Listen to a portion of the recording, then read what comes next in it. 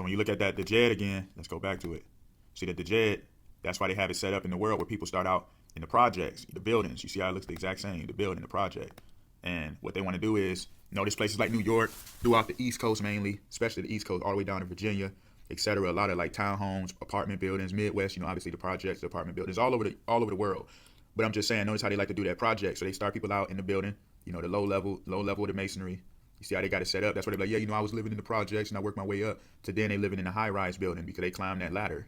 They accept they calling as a Freemason sellout, and they work their way from the poverty side of the Djed, which represents the building, blaspheming Christ, having the temple unto the Lord, the altar unto the Lord, and then they want to work their way into the high-rise, becoming their own gods.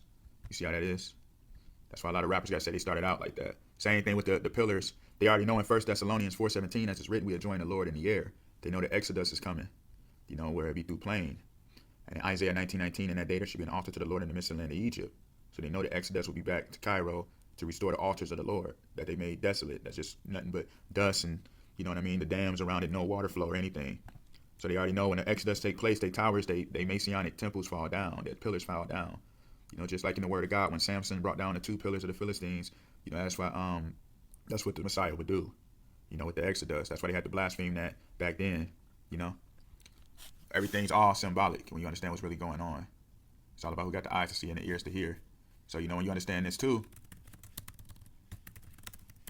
to Acts 7:43.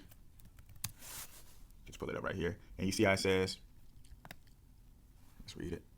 So you see how it says, yea, ye took up the tabernacle of Moloch and the star of your god Rephan, figures which ye made to worship them, and I would carry you away beyond Babylon. So you see the Star of David, that they utilize. You see? And that's why now they do the Star ID to travel.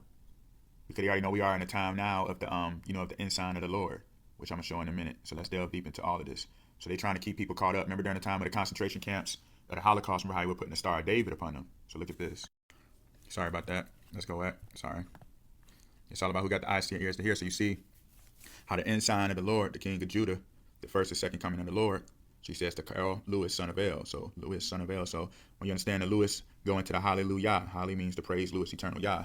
So that's why you have Lucifer, mocking the name, being a false light bearer, because they know that Lu just means the light. So Carol Lewis, son of El, the King of Judah, the ensign of Judah. So that's why they're trying to do the Star of David, because, as it's written in Zechariah 12:7, don't magnify Israel against Judah. So that's why they try to push the Star of David above the ensign of Judah. And that's why now they have the Star ID, because they know we're in the time of the Exodus. So they're trying to keep people trapped in that matrix.